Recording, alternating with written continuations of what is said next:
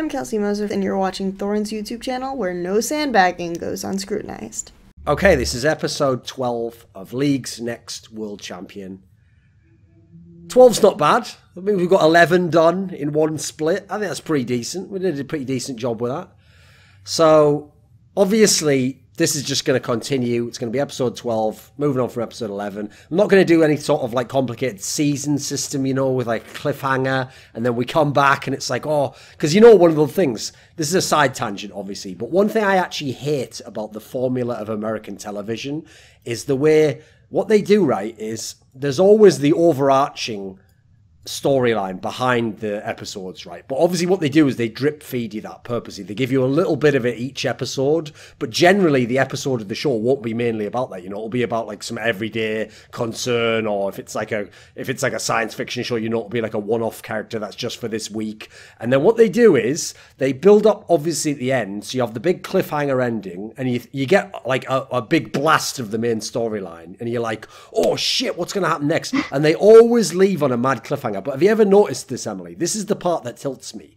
When the season starts up again, they never pick up at where the cliffhanger ended. Have you noticed that? They never do. It's always just right back to like so, you know, one of the characters is walking down a road and you're like, what? He was almost dying in the last one. And then, you know, it'll only be like gradually throughout that episode, because it'll be like many months later, you know, that they reveal like, oh, remember when Katie died? You're like, what the fuck, Katie's dead? She died at the end? Like, but they never tell you at the beginning, do they? So here's the thing. We're going to do a similar scenario here, Emily. We're not going to lead with the big story, which obviously will blow people's minds if they haven't been following LCK, right? If they're just getting into LCK themselves, they're thinking, beginning of this split, you know, I don't need to know what's going on. I'll tune in as I go. We're not going to lead with the main story, right? Because there's two big plot lines here. Let's just start, actually, with some of the other aspects, right? So first of all, there are actually two seemingly brand new orgs in LCK who aren't brand new orgs. They're just renamed orgs. So those are KSV, which already was a terrible name, has already quit that and renamed themselves to Gen.G, which I know confused some people, because some people thought, was that supposed to be like Gen.G, the Overwatch thing, but it actually is just Generation G, and they've made it Gen.G. Yeah. And then you've got what was formerly obviously the Rocks Tigers, I'm actually glad, has retired that name, because they were only besmirching it anyway. Like, there's a legendary name and they were just making it shit. And they've now renamed to Hanwha Life Esports. No, it doesn't exactly roll off the tongue either, but fair enough. Okay, they've done that. And then there is actually a real new squad, but we'll get to that in a minute. So here's the first question I have for you, Emily. Since, again, as far as everyone else is aware, the cliffhanger was the end of the last episode. Obviously, the winners ended up being King's Own Dragon X. Admittedly, it was a closer final than people might have anticipated, but I always put this context in that I notice no one else does, which is, to be fair, King's Own Dragon X hadn't played a game of League of Legends in something like 3 weeks, because they sat at the end of the gauntlet, while, for example, obviously the Afrika team just played Katie Rolster, you know, pretty good team, reasonably competitive series, and so they obviously came in better form. So here's the question I have to ask you. Has King's Own Dragon X going to MSI and actually looking fairly shaky throughout? It's not like it was just the final. You know, they lost games, obviously, to the Western teams. Has it shaken your faith in King's Own Dragon X that they didn't win MSI? A bit, yeah. I mean, obviously, Korea will be sending 3 teams to Worlds, and so now you're just kind of like, well, at least we're sending 2 other teams than King's Own. I think it was really frustrating to me. I actually wasn't super worried about King's Own until I saw their Flash Wolf series, which they won the semifinal. But then I was like, oh, okay, this team's actually in trouble, because they never really found their stride at that tournament. And so when the final happened, I was like, oh, okay, yeah, they're done, which was unfortunate. But until then, I was kind of like, you never know with this team specifically, because, you know, sometimes a few of them from the old Rocks Tigers, they'll get that kind of attitude where, you know, they might experiment a bit, or they might not, but they might play a little bit looser in a group stage, which is something that we've seen some of these players do. But then once it got to that semifinal against the Flash Wolves, I was like, okay, this team is actually in trouble. I do think it's also unfortunate that now we have 2 splits of this team, and we're looking at them coming out as the top team and waiting in the gauntlet. So it's another case against that format because A Freak of Freaks came in, let them pick Kaisa all 4 games. And, you know, it was, you look at that final, and even though I thought it was a good final, it's also, you know, shows a lot of the drawbacks to what is right now the gauntlet format for Korea as well, which is unlucky. Yes, because obviously that's the downside. Is not only do you not get to experience a full bracket, like you don't get to see, for example, the team that's #1 ranked play potentially 3 series, but then the downside is they're also not equally warmed up. You know, ideally, what's great about a traditional single elim bracket is the 2 teams that meet in the final played roughly the same number of games, and then you just go head to head, and hopefully you're at your peak. Whereas, yeah, I agree. If you look historically, I think it's actually a disadvantage to be the team in the final, bizarrely. I mean, I know you get the advantage that, you know, the other team hasn't seen you play, but I think that gets evened out by not playing for 3 weeks in an official game. Okay, here's a question for you, though. Because, I mean, this is actually a topic I think we should do a whole separate show on. Maybe we'll do it in one of my different formats, so it's like a round table or something. But actually, if you look, it's not like it's something weird that a praying gorilla team would lose games inexplicably in the group stage of an international tournament. It's actually happened a lot. I mean, if you think about it, when they were Coup Tigers, famously they lost to Flash Wolves twice, which is why they came out of that group second when they had no business to whatsoever. But actually, to be fair, we wouldn't have got them in the final of Worlds otherwise. Then, obviously, the year after, you had that ridiculous one where they came in as the #1 favourite for Worlds, and they actually lost a game to the ANX team. They got upset by them, if you remember. So I mean, they still won the group, but okay. Then you come to now MSI. Like I say, it's one thing if you'd lost to RNG in the groups, but no, they were losing to, didn't they lose to Team Liquid? I think they did, right? Yeah. Yeah, so again, just bizarre group stage performances. Here's a question for you. Not a massive topic, but just a thought. Do Prey and Gorilla teams, admittedly, these are very different players on some of these squads, but they're the only consistent element. Do you actually have a theory as to why they seem to lose when they are in these big, kind of when they're in the big game moments? You know, they haven't lost them all, obviously. I mean, listen, I thought I made the point as eloquently as possible on Twitter, believe it or not, where I said, considering these guys have won 3 LCK titles, in the case of 3 LCK titles for, if you count OGN for Prey as well, it's pretty ridiculous how many times they've also lost finals, though, and big semi-finals. You can't call them losers, because 3 titles is pretty fucking sick, you know. There's not many people with that history. But they've also lost more finals than anyone probably ever. Is there a reason why? I think Kelsey brought up a conversation that the two of us had on Narrative Wake episode with Rusty, I think, right after post MSI, because we talked about this, and basically, I don't know for certain. I have a theory though, and it's that there are a few things. Whenever you look at this team, and they come in as a favored team, I think maybe sometimes when the younger players look to Prey and Gorilla for leadership, it might not be there, or they might not be able to juggle the pressure of the younger players as well as playing under pressure themselves. Because if you notice that 2015 Worlds where they did end up in the finals, it was actually quite unexpected, because even though people thought they were going to lose to KT, if you remember. Yeah, they were considered the 3rd best team coming out of Korea because of KT. So, and that I would, in my opinion, they overperformed, despite the fact that, again, they played really fast and loose in the group stage. So I think that's part of it. I know Kelsey had a kind of similar theory where she said that when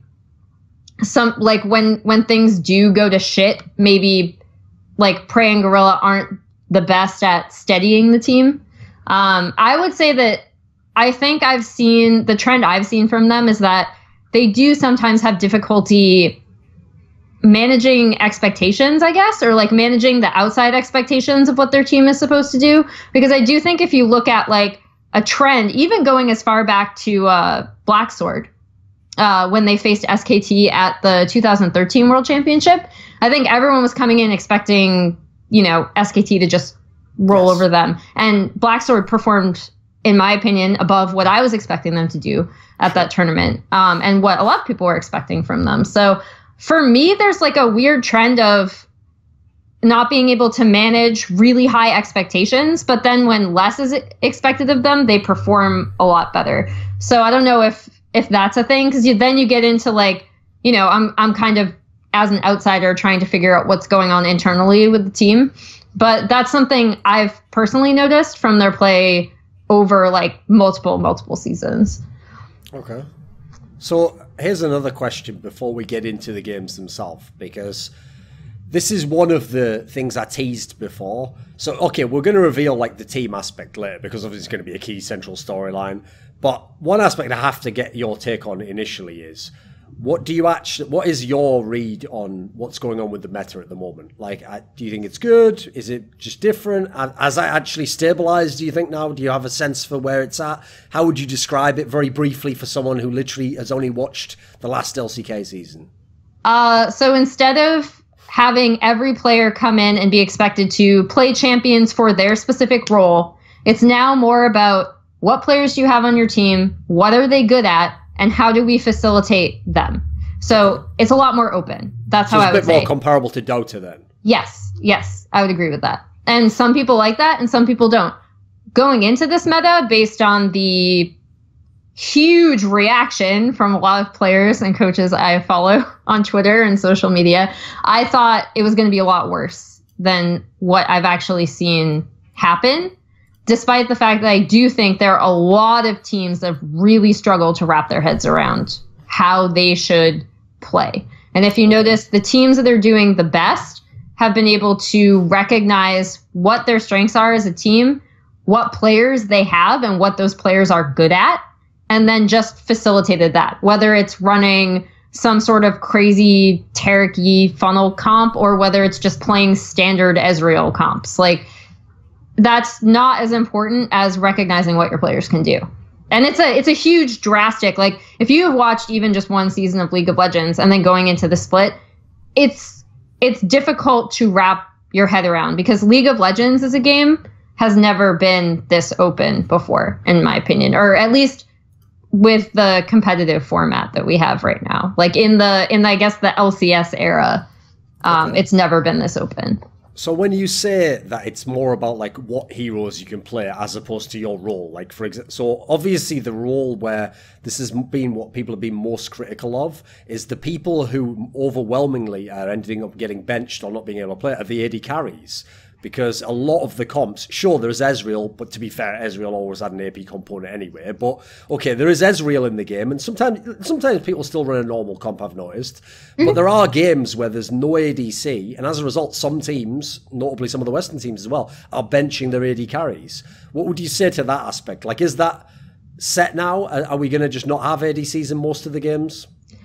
I mean, I don't think so. That's certainly not what I've seen. So I kept track, actually, of, I tweeted out a spreadsheet like forever ago, but I kept track of all of the picks across all of the major regions in week 1 outside of LMS, because they actually started weekly. And then going into, I'm actually writing an article about this. It's going to come out this week. But going into the second week, there was a lot of adjustment back to Xayah. Kai'Sa is obviously super strong, so people have been playing her in standard comps, or they've been playing her like mid and just gold funneling onto her. Lucian's very strong. Ezreal's very strong. We've also seen certain teams in China. We've seen like peaks at Ashe. We've seen Tristana, which I still wouldn't necessarily think is super strong right now. But so I think it's tough, because on the one hand, I totally see people's argument where it's like, I'm an AD carry. That has been the most standard position in terms of playstyle. And unlike, say, a jungler or top laner who's been asked to switch up their playstyle depending on what champions are viable in that lane or that role, AD carries have never really had to do this before. And so if you've made your entire legacy, if you are a player like Reckless or Doublelift or Uzi or Prey, who's been playing for a really long time, and then suddenly you're asked to play a completely different play style, that is quite difficult. So I can see why that's happening.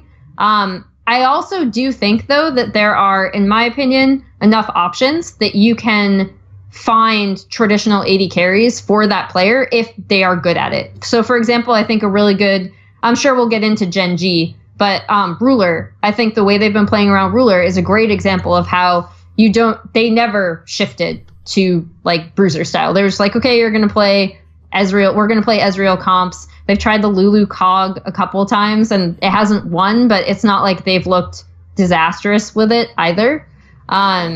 So I think it still is possible. So then it becomes like and I can't speculate as to what's going on with teams in the West or in China or in Korea in terms of what's going on with teams internally. But I do think there then has to be a give and take between the coaching staff and the players themselves in terms of how the team is going to decide to play in this meta. Because that is the most difficult part. It's recognizing your players' individual strengths. And if that's standard, I think you can still play standard. And I think the numbers and results actually back that up. So for the layman, if there's a game in which there is no traditional AD carry, it's like, I mean, obviously players played Mordekaiser, people play AP Vladimir, you know, these are picks that have no logic or rationale in the old meta of League of Legends. If someone plays a comp like this, and a 2 support comp, whatever it might be, how does that actually function in the game? Like, does the person who's in the position of the AD carry still play somewhat like an AD carry, like they wait till the group up in the team fights? Do you group up earlier if you don't have an AD carry? How does it function in that sense? I think it's still a lot different in terms of what a traditional AD carry is used to doing, which is kind of like farming up, firing off the backline.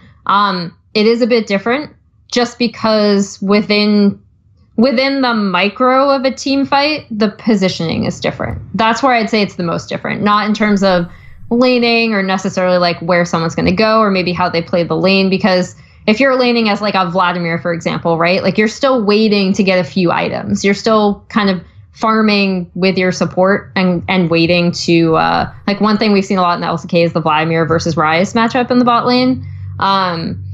You're still waiting to get items on that champion, right? But when you get into team fights, that's where the positioning is incredibly different. If you want to see it in reverse, actually, do you remember when Xpeke played AD carry? And yes, he played it. After Forgiven left the team, yeah. Yeah, he positioned like an AP carry or like a mid laner as an AD carry. So it was very weird to watch. You see a lot of that in the reverse from some of these AD carry players who are playing like AP mages, for example, is where I see like the difference in like positioning that is the most standout obvious thing visually when you look at how AD carries are coming into a team fight or how they're flanking, stuff like that.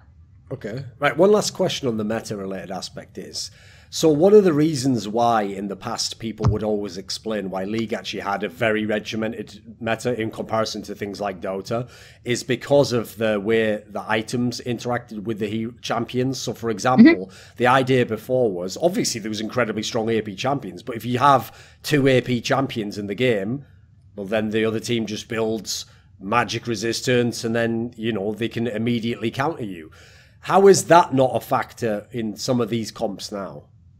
So there were a lot of item changes. There's also been a lot of changes to, for me, it kind of starts weirdly all the way back with like tracker snipe changes for the jungle and the way that affected vision. But yeah, that is something that is a lot different in terms of previously you'd say like, oh, this composition has like too much AP or too much AD. They need more of this, they need more of that. Because of recent itemization changes, it has made that less of an issue. You also, because it's so open, because talking to, again, this is just in North America, because these are the only players I've really been able to talk to like face to face about this.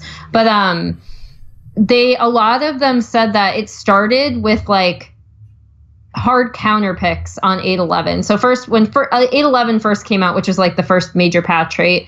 Or not the first major patch, but like the one where everything kind of ended up like opening up. Sure. They said that a lot of it was heavily counter pick focused, and then people started realizing, oh, other regions might be playing this champion in the bot lane to try to outrun a counter pick, and then it became about how to try to guess what the other team was doing in draft. And then now it's become about, you know, how you can get your players to play the best with so many different options open. So I think another thing to remember is that because there are so many options, it's just the fact that it's not as one-to-one, lane-focused. You're looking at really specific matchups.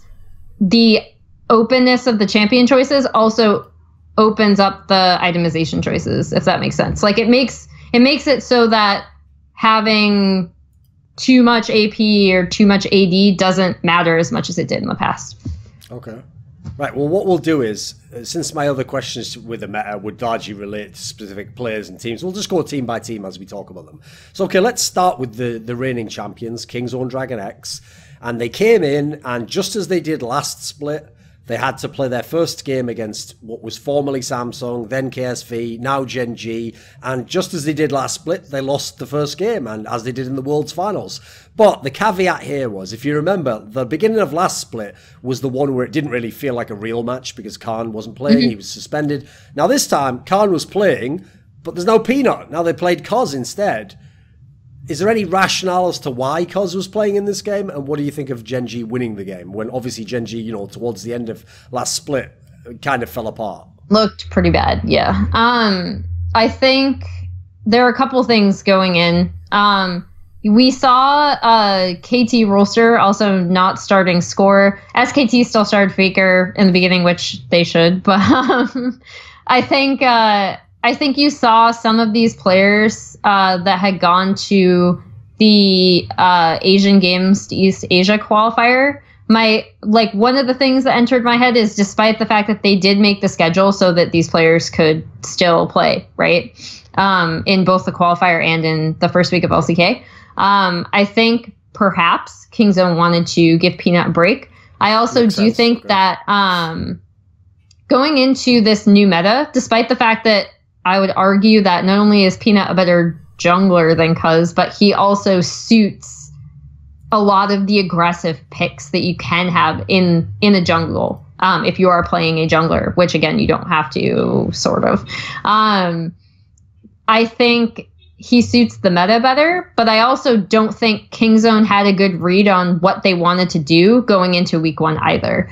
And previously when we've seen them start Cuz, it's been more of a team communication thing with BDD as well, and making sure that BDD feels more comfortable. They were running a lot of Mordekaiser in the first week, and they abandoned that pretty quickly going into week 2 when they looked a lot better. So I think a lot of it had to do with maybe giving Peanut a break, but maybe also wanting to make sure that BDD was comfortable in the new meta, and also just not having a great read on what they wanted to do or what they thought was strong and didn't end up being as strong as maybe they previously thought. Because you also saw other teams kind of abandon the Mordekaiser going into week 2. Okay, so as you've referenced, so Kingzone in the first 2 weeks, okay, they lost the first one to Gen.G, but then they won the others, including obviously beating KT Rolster, beating a Freak of Freaks, you know, main rivals within the league, right? Where is Kingzone at as a team? And the other question I wanted to add to that is also, as you've referenced, they seem to be a team that themselves has been willing to just go back to the old kind of composition format. So has it just not cost them that they're not experimenting as much as the others? I mean, I think if you can figure out what works for your team, and again, I've stressed this repeatedly since we started the show, but Prey and Gorilla are super important to that team, just in terms of making sure that there's always a stable point on the map. And I think when they're playing some more standard compositions, that happens a lot more organically or easily.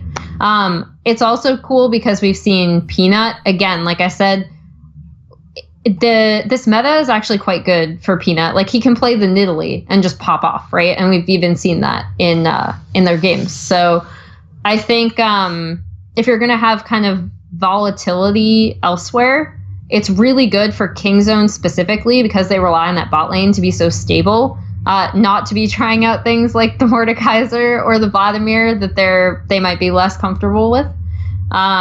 So I think that's why it's been a good idea for Kingzone to return to more standard looks. So here's a question I had that's going to tie the meta aspect into Kingzone. So if you have a player like Khan, who in every interview basically brags about like being the best player, and you know he wants to be a carry player, and he very much in that sense in the vein of the great Korean top laners. How come, if, like as you referenced before, another aspect that's made this a bit like Dota is you can sort of funnel gold into one or two positions, not just literally as in they're in their lane, but you can just literally decide, right, these are going to be the guys who are going to carry the game. Doesn't seem as though people are really doing that with the top laners though. Like they still seem to be on bruises most of the time. And so even a team like Kingzone hasn't really done that. Like, right, well, we're just going to make Khan the super carry here and make it work. So is there a reason as to why that is? Why top lane hasn't really been activated in that way?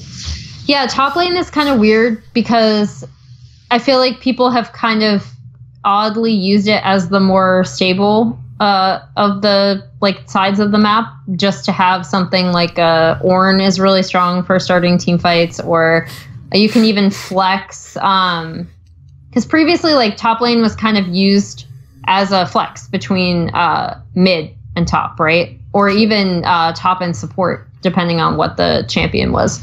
And now with so much flexing in drafts, it's been really interesting to see that even though something can be played top, it's usually now being played elsewhere, and people are settling on more standard picks for top. I also do think that a lot of the other, like people will ask like, why aren't you playing Aurelia top? And it's actually because she might have better matchups in mid or even bot than she would in the top lane, in a long lane by herself. The picks we've seen from Khan, like we saw them play around his Jace in a game that they did win. But then we also saw like a little bit of fumbling with the Darius.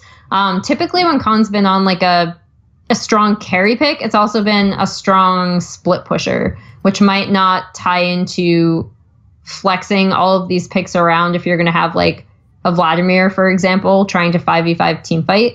And they won't flex that top because, as we've seen historically from Khan, unless he's magically improved off stage, and I haven't seen it, his Vladimir is not all that impressive, and a lot of the things he struggles with in terms of team fight flanks and teleports really, for some reason on that champion, just kind of become more glaringly obvious. Like he just has not figured that out on something like a Vladimir. So they're also not necessarily flexing as many picks up top for him, which also could be a reason why you're seeing him on, like, again, more like quote unquote like standard, I guess, picks, if that makes sense.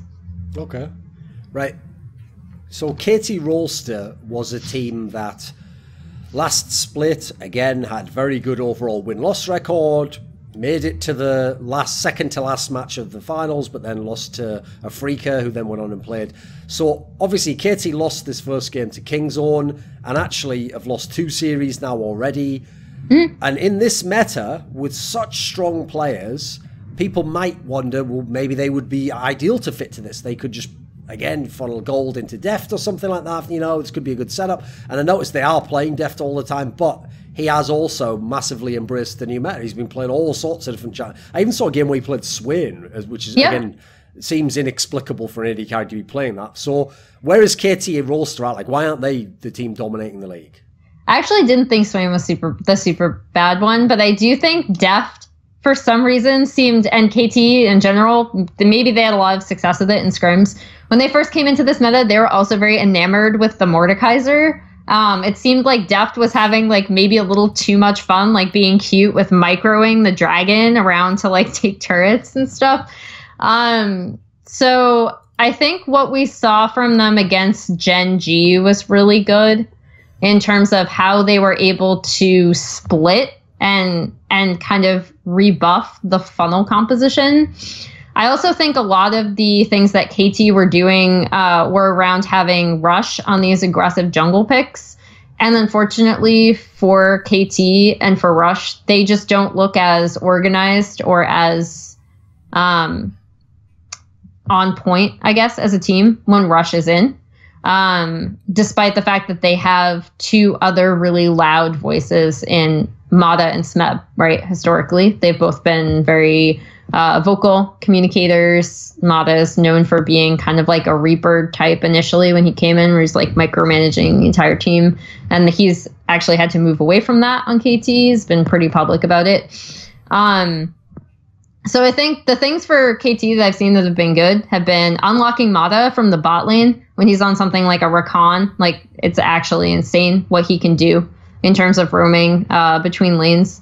I think UCal is also, he's still a much better option than Pawn, but he's also still young and still getting used to the team. And that's where I really think that score is still quite important for this team, even though meta-wise with some of these more aggressive jungle picks, you might want to see like, you know, Rush come in and be on the Nidalee or be on a Camille or something like that that's like more aggressive. I think the team communication just isn't as strong and their map play is not as strong when Rush is in. So that's also something to remember, like looking at even last week when we had their horrible, it was a 2-0, but it was still like really bad game 2 against BBQ, where that was a Mordekaiser game that was pretty rough to watch.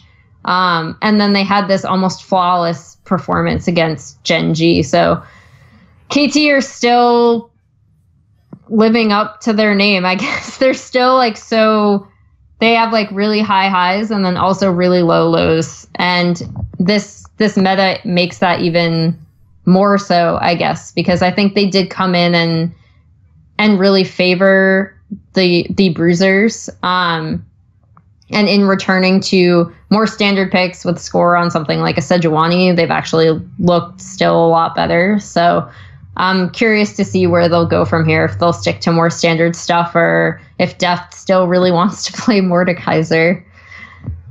So obviously Afrika Freaks were the team that was able to give a good game to Kingzone once we got to the finals. They were the second best team, basically the whole split along anyway. It's just unfortunately they couldn't beat the other team when it mattered. And so coming into this particular split, when I heard about all these meta changes, I actually also thought this could be a great chance for Afrika. I mean, we already have heard these great stories about how I Love Uv, the coach of the team, is already openly been doing some weird compositions and weird setups in the past to kind of like throw teams off and come with something fresh.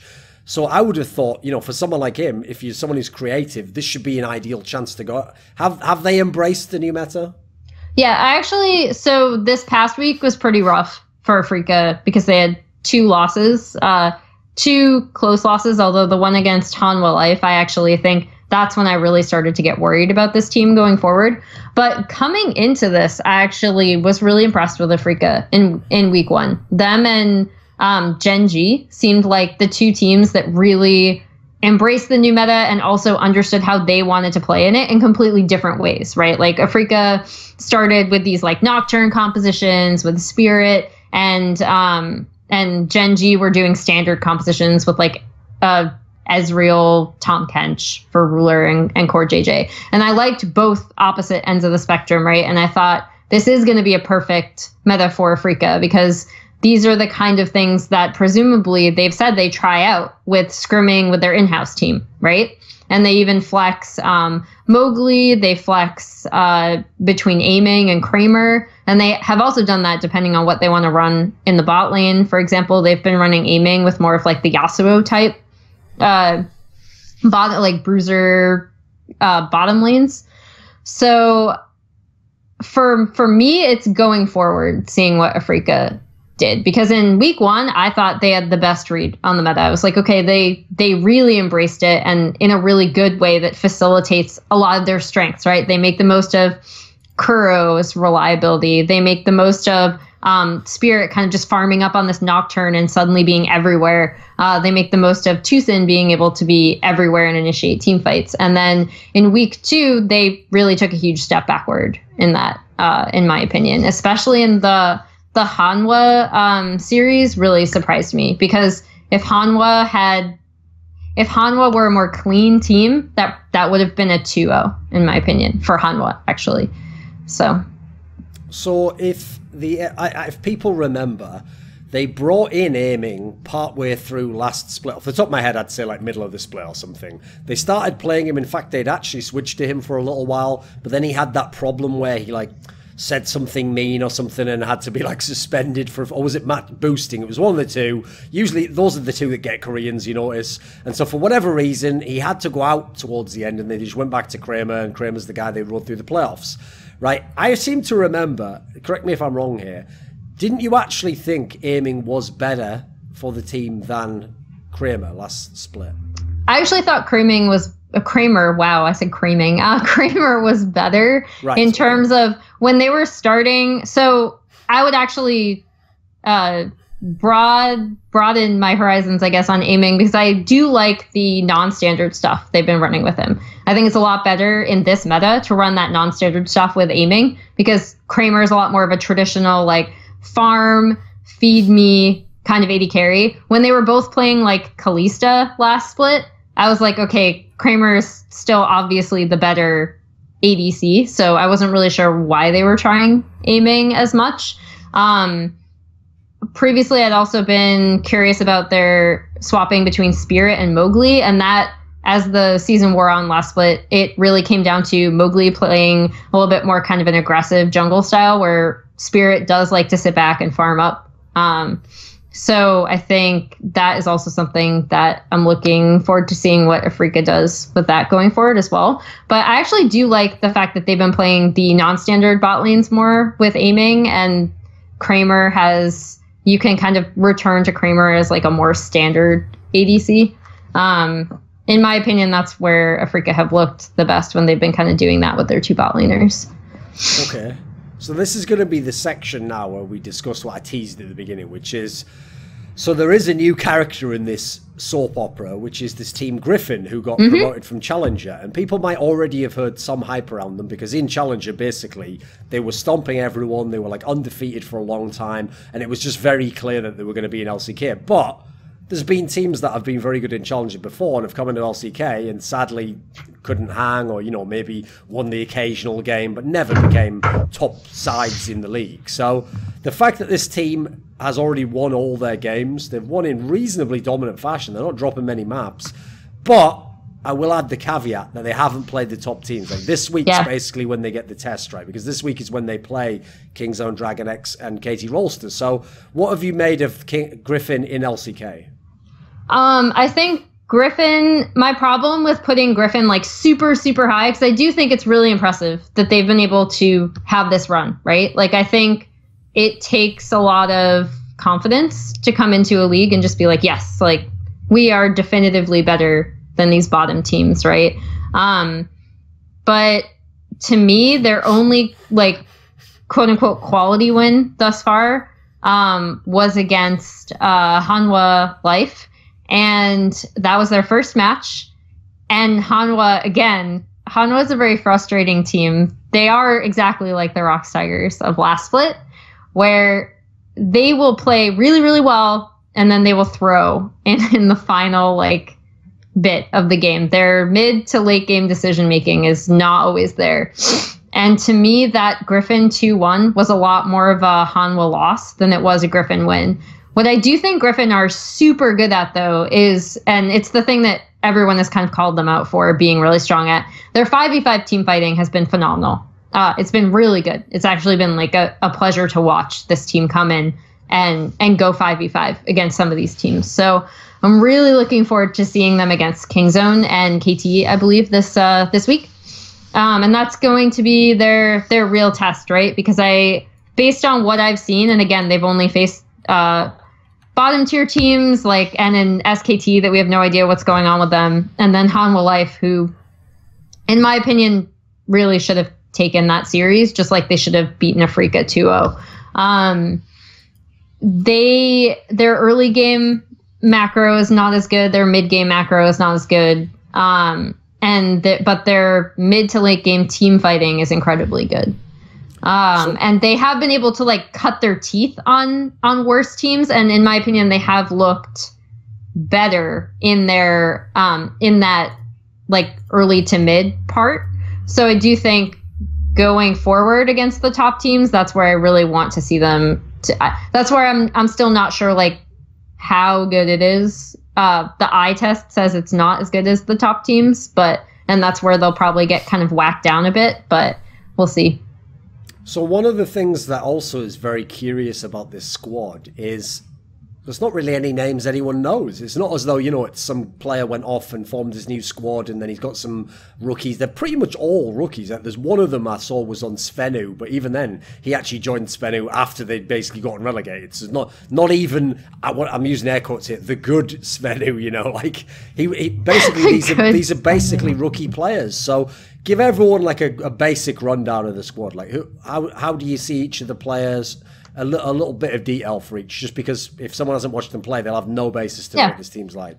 So Sword, I believe, actually played in Turkey last split. And he has actually been a player who's impressed me quite a bit. Just speaking as when I first watched this team, he wasn't the standout for me, but he quickly has become one of their standouts. I think his team fight sense is actually really good. It's kind of like, you know how when Afrika added Keen, I was like, I'm really looking forward to seeing what this guy can do on a top team, because I've seen bits and pieces of really good like micro decision making in team fights. I've also seen that from Sword. I think Sword is quite good. Tarzan has been on the challenger ladder for quite some time. He's basically the way people learned about him and the way people learn of a lot of Koreans that are coming up from challenger teams is where they see them in solo queue. So Tarzan's like a wasn't he someone where actually people had speculated last split like some of the teams should pick him up, because obviously jungle position was fairly weak in LCK, right?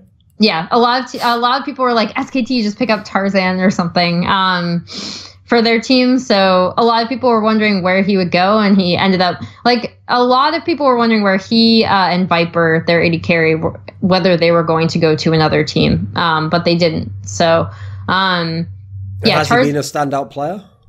I think he's been okay. I think for me, for juggling competitively is a lot different than jungling in solo queue. And additionally, they also have played some of these funnel comps, like a Kaisa funnel comp, but then they also have played around him on the Master Yi. It's really difficult for me to judge his early game decision making because of the different compositions they've been running. I think the best thing I can say about him, though, is that when they do run compositions around him, he performs very well. So, like, he does not let his team down in that regard, if that makes sense. And he also seems willing to flex in the new meta. He seems willing to be flexible, which is another strong aspect. Like, I can't comment on, it's been a lot harder to take a look at like jungle pathing as a whole, right? Because of the way the meta has opened up the jungle in and of itself. Sometimes you won't even start a jungler. Sometimes they're playing Braum and trying to facilitate Kaisa mid. So I think the flexibility is to his credit, and also, again, just team fight positioning, and his, when they have played around him, kind of like how when MVP play around Beyond or Yondu now, he is delivered, right? And that's always a good thing. When you funnel resources into someone, you want them to be able to perform. Okay, touch on that for a second then. So if a team chooses basically to not play a jungler, so there have been very brief times in League of Legends history, especially in the early days, where that could happen. But the flaw with that obviously is, in the past, there's not enough lane gold to have like two lanes that have two people in each. And also then you lose all the vision and you don't have all the buffs, you know. So how does that work when one team does it and then one team just has a jungler? A lot of the times it works where you're taking smite on whatever champion that you want to funnel gold into. But then also it's basically like you get to the point where you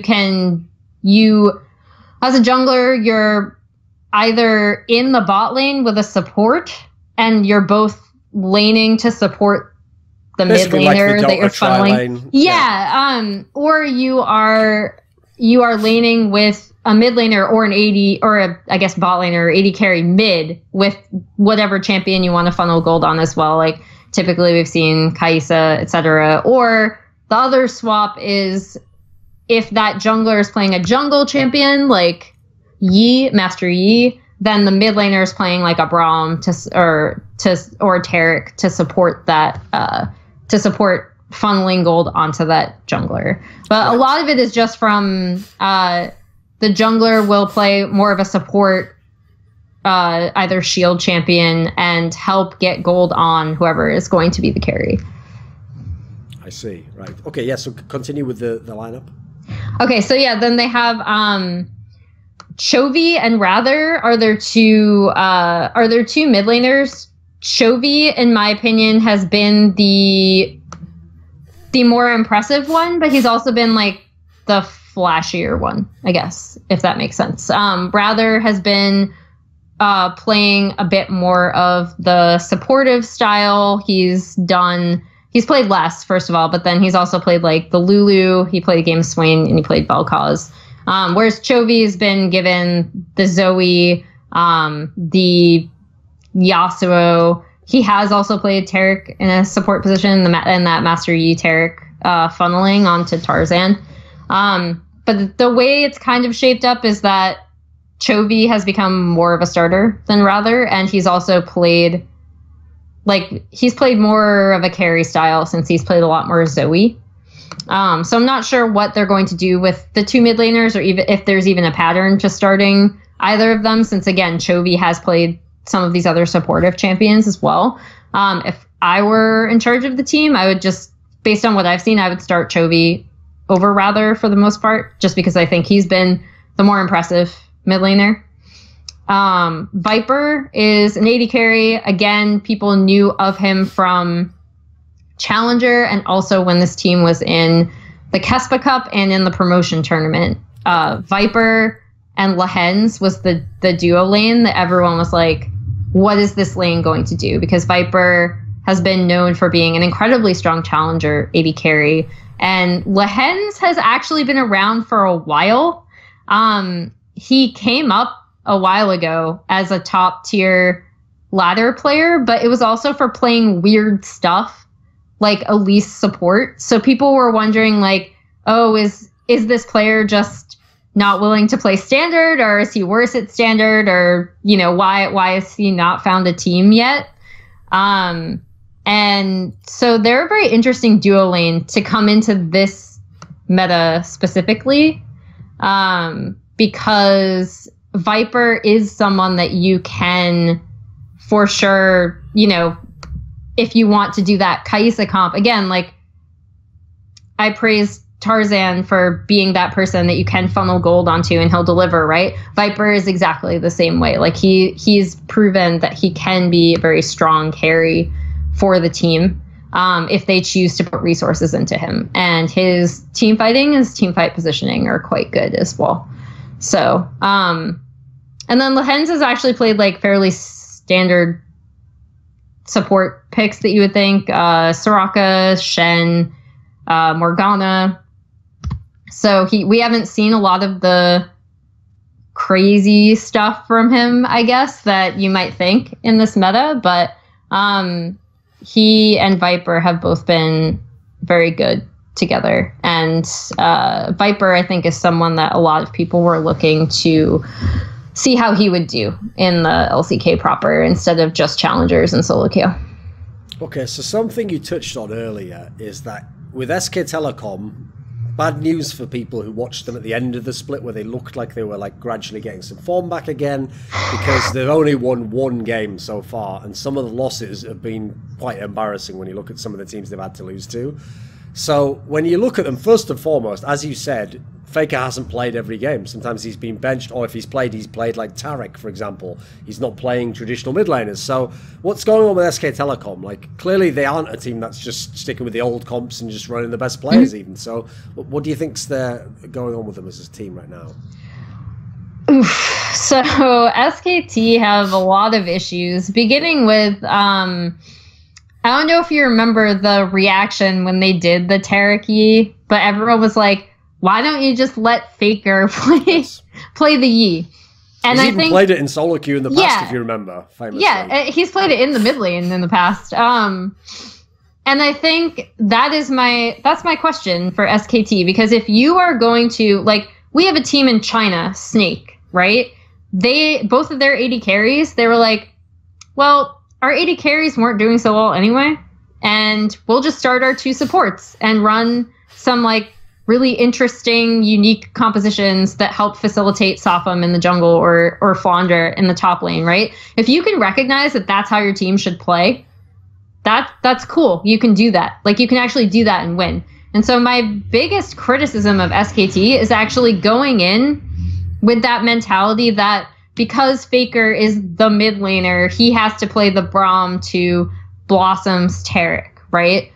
No, just put Faker on the to Blossom's Yi, sorry. Like put Faker on the Yi, not the Taric, right? Or like do the thing where you swap him bot with Yasuo if you're gonna play bot Yasuo. Like make him the star of your team. You would think if anyone was going to use a funnel comp, it would be SK Telecom onto Faker every game, wouldn't you? Yeah, and they actually the funnel comp they did run. They funneled gold onto Xayah, which was fine. Like, it was fine. Faker played Talia, and it was good. That was in one of their only wins. It was against one of the worst teams in the league in Jin Air, but like it was still a win, right?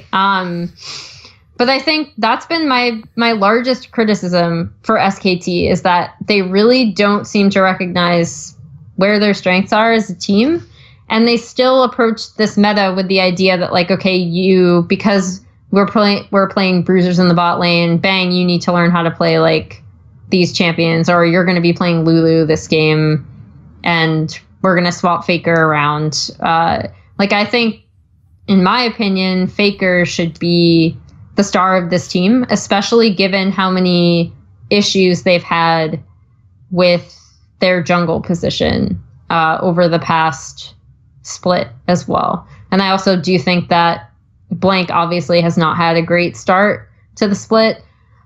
I don't know what happened to Blossom. I don't know if that one, I believe it was against Kingzone loss, where he just got destroyed by Peanut, and then SKT decided not to play him ever again last split. I don't know if that just absolutely destroyed his confidence. Because he only looked comfortable when they started their entire B team, right? It was like Tall and then their entire B team. And that was actually SKT's first game win, came with that. And he looked, I mean, his decision-making still wasn't the best. He still gets over-aggressive. He still missed positions. But, like, he looked a lot more confident in that series than when I saw him play with the A team, right? So I don't know what's going on there with him. Blank also hasn't been super impressive when he's been jungling. So it's SKT's problems that they had last split, compounded by the fact that they entered this meta, in my opinion, without a strong understanding of how they wanted to play and what would be best for their team, for the talent that they have. Like, why would you not facilitate Faker? You know? Sure. Like, so obviously last split we saw all these subs get the chance to play anyway. Like, Effa actually was playing early on, even though he got abandoned. Tal was playing most of the split, basically. Blossom had actually a pretty good period in the middle, and then unfortunately, as you say, they kind of abandoned him. Now, was Faker only not playing, basically, from what you referred to earlier, where they basically did, like, they sort of rested him because he'd played in the, whatever it was called, the Asian indoor games or whatever the fuck. Was that the only reason he was benched? I guess, or, I mean, my thought process is that they looked at MVP, they said, maybe this team isn't as strong as other teams we've gone up against, and this is a good chance to, like nothing is working with the main team, which I would argue that if they just switched around how they were playing their compositions, it might have worked a little better, but, you know, it's whatever, we're just gonna put that aside, and we're gonna start the entire B team and see if they can do better. I know from other teams, they've been trying out certain, like as more and more teams have adopted this style that I Love Uve pioneered, that everyone said he was insane for doing, where you do have an entire backup team and you are scrimming with them and you are trying to figure out what the best, what the different combinations and basically like what lines you can play almost. I think SKT may have done that and thought, okay, this team might be performing, because usually whenever you ask teams, it's always scrims, regardless of what the actual answer is. It's always scrims. Maybe they were performing really well in scrims, and they were like, hey, MVP, MVP have been performing better in my opinion, but they're also not top of the table, right? So you can be like, okay, we're going to try our B team out against them. It was still a pretty big shock to me. I didn't think we'd see Faker being benched at all. But I do think that they were going into it with kind of like, this is a series that we don't really have a ton to lose. Why don't we try out the B team if they've been performing well in scrims? That's what I surmise anyway. Obviously, I can never know as an outsider. Okay, so as people obviously had a field day with on Twitter, we do live in a timeline where Faker was benched for Pyrion. Yes, the same Pyrion you previously saw as the fucking sub mid laner of Phoenix 1 behind good old Ryu. So, what was Pyrion actually like when he got to play? I actually didn't think Pyrion was that bad. Like, obviously he's not going to be Faker, right? Like, and Faker himself has said, like, I've had confidence issues. I feel like I've been struggling a lot, in reference to some of the things that happened last split with like him getting caught shopping a couple times, or him like mispositioning a little bit too aggressively a couple times. So, I mean, do I think that SKT should start swapping between Pyrion and Faker like Koma decided to with EasyHoon and Faker? No, I do not. Despite the fact that I don't want to disparage Pyrion, because he actually played fine. Like, he wasn't bad at all. And apparently he's been doing really well on solo queue as well. Looked like he had a pretty different champion pool to what Faker was playing anyway, so there's a logic to it. So I actually didn't think he performed badly. I still think I would start Faker, but... Right, even though we're only a couple of weeks in, it looks like SK Telecom's done already again. I mean, they've not only, unfortunately, had a tough schedule, so they've lost to a bunch of the top teams, but they haven't even had close games in some of these matches. Like, some of these have been absolute stomps. And then you add in, the win rate's terrible, because they've only won 3 games out of all those 5 series. And, as you referenced, they even lost again to MVP. So... And they actually only won against Jin-Air, who is not the Jin-Air of the past. So, like, with it being... Okay, with the meta being so wide open, and with there still being so many things left to learn, do you actually see a world in which they can start to turn around? I mean, I think, hopefully, they'll be able to recognize how the team can play. They're obviously going to need a very strong finish anyway to qualify for Worlds, right? Yeah, I did like what they did against Jin-Air in their most recent series, not just because they won, but because it recognized how to play to the team's strengths. But yeah, like the main problem with looking at SKT and being like, how is this team still going to, make a competitive run in summer? How is this team going to try to build up the circuit points to still make sure that they qualify at least for the gauntlet, right? Even if they don't win summer, which right now is a very distant possibility, obviously.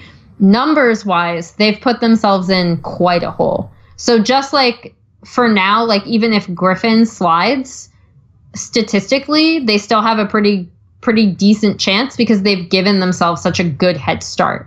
Sure. SKT have done the exact opposite to themselves. And that's the big thing. Like now that all of these losses have front loaded, it becomes a lot more difficult going forward to seeing how they're going to claw their way back out of that. So just like based on raw math, it's a really rough, poor start for them, given how we talked about KT previously, right? And how they can be kind of streaky and how they can be inconsistent. Even with that in mind, they're still going to give the top teams contention. They still haven't dug themselves into a hole, right? You're still relying on them to beat some of these lower tier teams. With SKT, there's not that same reliability, and they've already lost to, a team like MVP, where they really theoretically should have taken that series based on, organization history and the fact that they do still have Faker and Bang and Wolf if they want to start him. Although again, they have been starting Effort more anyway. But yeah, so I mean, just mathematically, it's going to be tough for them. So obviously last split when Gen.G was called KSV, they were already somewhat sliding because they could still take games or play well against the top teams, but they were getting closer to that like middle of the pack that was like the Rocks Tigers, these sorts of teams, right? Obviously they've started this split very well. How much of that is actually related to the meta? Because on the one hand, as you said, Ruler basically is just stuck to AD carries and they're just playing that out. But on the other hand, it feels like, and obviously disagree if you want, but this is one aspect that the meta might have helped them is they already were tortured in that they clearly don't want Ambition to be a full-time juggler. Like he's clearly trying to sort of like get one foot out the door and like leave the team or just play part-time. But the problem is Haru was so one-dimensional, they kept having to sort of bring him back because they weren't winning enough games. They would be like, right, come back in Ambition, right? Does the fact that now you can play all these carries in the jungle and you can even have your jungler become like a big threat in the game, has that helped Haru? Is that some factor that's helping Gen.G get these wins? Oh, for sure. Yeah, Haru has definitely been the better choice for them as well. And I think another thing that has really, really helped out Gen.G is I was completely unsure as to how Fly would work on this team. Yes, obviously. I was actually, Crown. I was actually, even though I myself, I know like you make fun of me for this, Kelsey makes fun of me for this. I like the weird players, right? The ones with the kind of the bizarre champion pools, and Fly never really holds mid lane. He kind of roams a lot. But I've always appreciated that about Fly. I've appreciated that he had a very different play style as a mid laner. And he had this kind of weird, slightly oddball champion pool that, if he was on a team like I think KT did a really good job of making the most of how Fly played, right? And he's actually apparently on Korean teams a very good communicator. We definitely didn't see that from him when he was in North America, right? Probably because of a language barrier. Yes. So I think I was actually pretty critical of the Fly pickup because when I looked at Gen.G's problems last split, Haru was a liability a lot of the time because they didn't have a strong presence mid lane. And so when you were looking at how the game was played in spring, mid lane control was so important. And Crown was really, really struggling with that. And a lot of the times why they'd have to play Ambition is because he was just a lot safer jungler and he'd also help Crown hold mid lane. So the entire map didn't just kind of collapse back on KSV. And for this split, I was like, okay, you got a mid laner that isn't a standard, I'm going to push out mid and stay here, right? I'm not going to sit here like BDD. I'm actually going to roam. I'm going to do a lot of, I'm going to play Aurelion Soul or something like that. And because Fly is kind of such a weird fit, Gen.G has actually used that to their advantage in a really cool way. Like he's almost kind of a pivot point. They've had him play Aurelion Soul. He's also been perfectly willing to play something like a Braum to facilitate getting gold onto Haru or getting gold onto Ruler. He's been playing a lot of Lulu where he'll just push out mid and again, like help support Ruler. And so I think with a lot of the more standard AD carry bot lanes that they've been playing, Fly's versatility has actually worked in their favor in a way that I definitely did not see coming. And that is definitely also related to how open the new meta is. What in God's name has happened to BBQ Olivers? Because this was a team where last split, they were really exciting. Like there were so many times they won games off people. They had upset wins. How has this team won one game out of 13? BBQ's problem last split was always that they had a really difficult time when it came to macro decision making, especially mid game. So even if they started off super strong, they would then throw at Baron, right? They like wouldn't set up their vision line correctly. They wouldn't know how to leverage objectives on the map or trade neutral objectives or, just simple stuff that comes from knowing how to set a vision line. And it would kind of be up to, if they did win, it would kind of be up to Ignar making you know, some of these hero plays or Tempt popping off. He had a weirdly good split in spring, just statistically. This BBQ looks so much worse and so much more disorganized. I definitely don't think they have a good handle of how they want to play on the meta, and that is amplified their macro game issues that they already had in spring that were really holding this team back. Because when you look at their lineup, they actually have a lot of talent, in my opinion. And it's really frustrating. It's super frustrating to watch this team just have like no idea of how, not even how they want to play, but like basic macro concepts that they still haven't gotten down as a team that are also really affecting them. Sure. Okay, so we referred earlier to the Rocks Tigers renamed to Han Wildlife Esports, and we obviously talked about them when we referenced Afrika Freaks shockingly losing that series. If you actually look at the start they've had, it's way better than the record looks. They're 3-2 in record, but then you look, so their 2 losses are to the Griffin team that's so far undefeated in terms of a series. They lost 2-1 to Gen.G. They've beaten Afrika 2-1. Like, the map record's pretty solid. What do you think of this team for this split? I think once again, like even before this meta started last spring, if you heard me talk about the Rocks Tigers all, which is again same lineup, the thing that really impressed me was that yeah, they weren't the best team, but they knew how they wanted to play. And they drafted for that. They drafted for that really well. So they're going to put Lava on Zoe. They're going to put Lava on Corky. They're going to put Lava on Galio, who's actually one of the first, if I remember correctly, one of the first players to bring back the Galio and the Corky in spring, to kind of facilitate him pushing out mid for Xianghuan, who did improve as a jungler, and then also facilitating Songyun and Linderong as carries. And this split, going into this meta where you really have to understand how your team wants to play, once again, Hanwha are like, okay, we got this. Like, the best thing I can say about Hanwha is that they know how their players play, ideally. They know how their players want to play.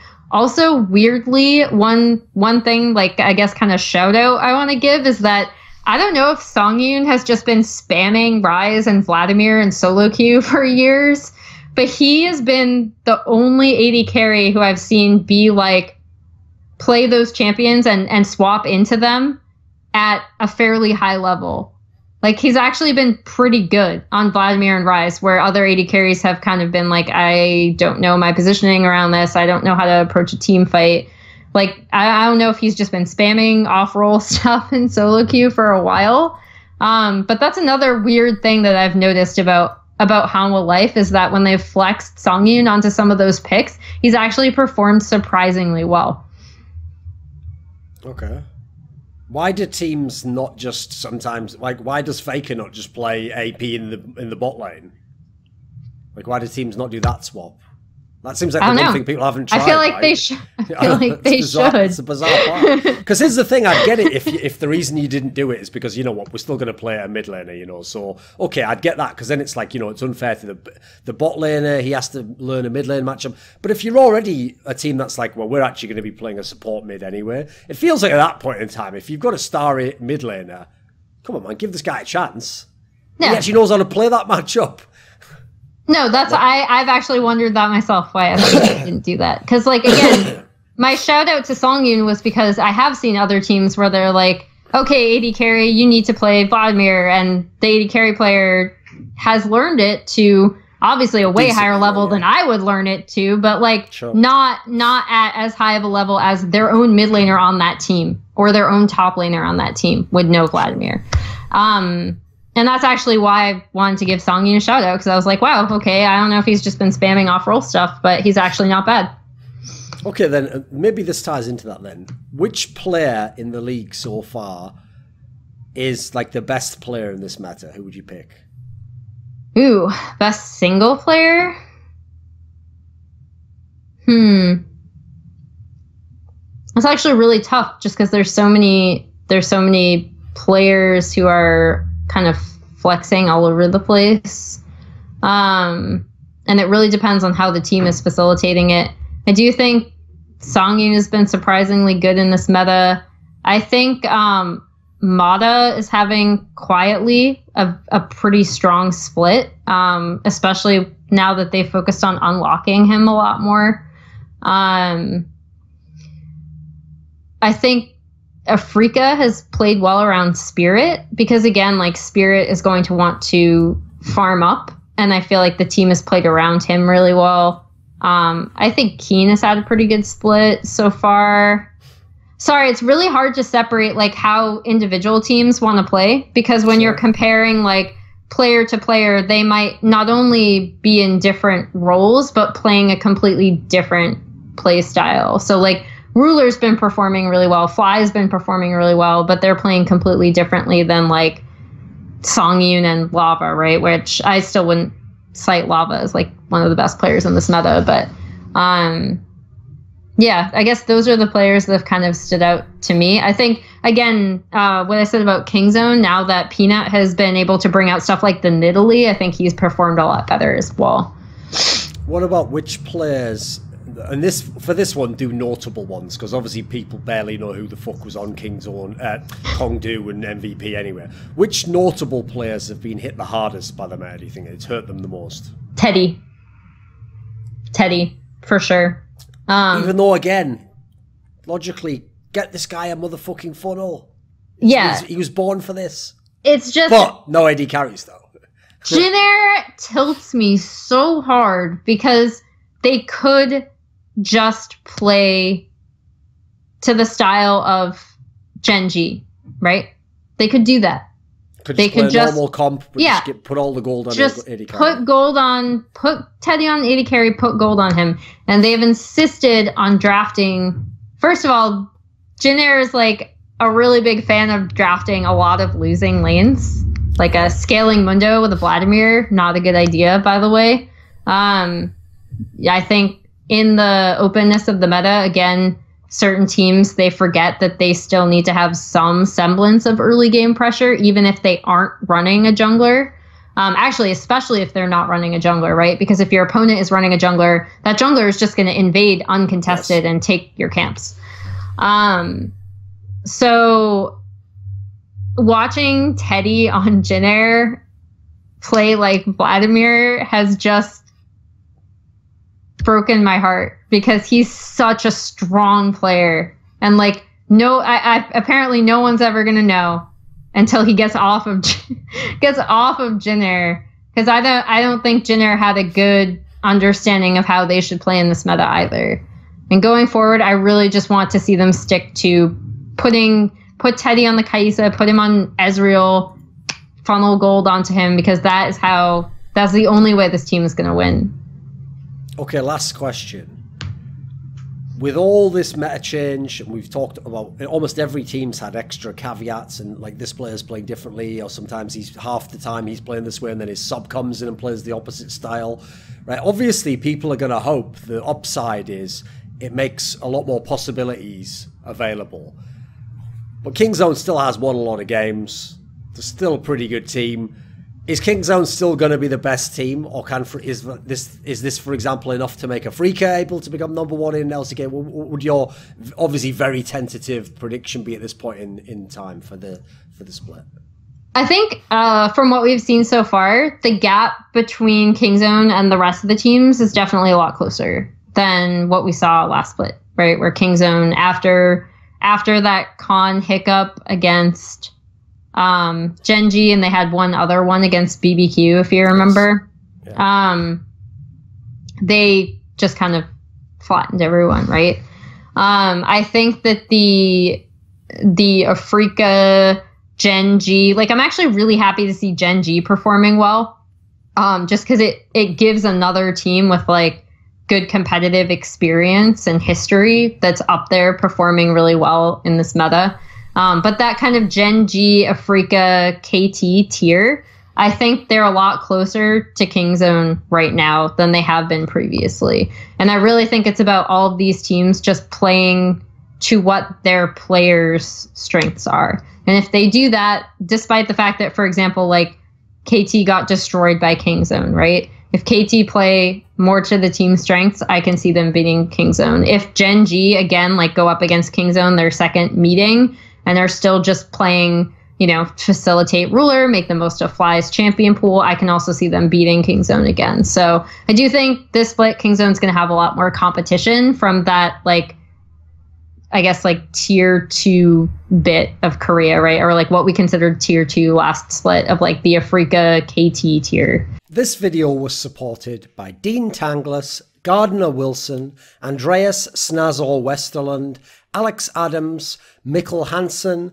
Bash, Daniel Yordanov, Yordan Tsenkov, TTMXMP, VeXii, HawpT, Robert Baxter, Travis Greb, and a special thanks to Jerky's Minion.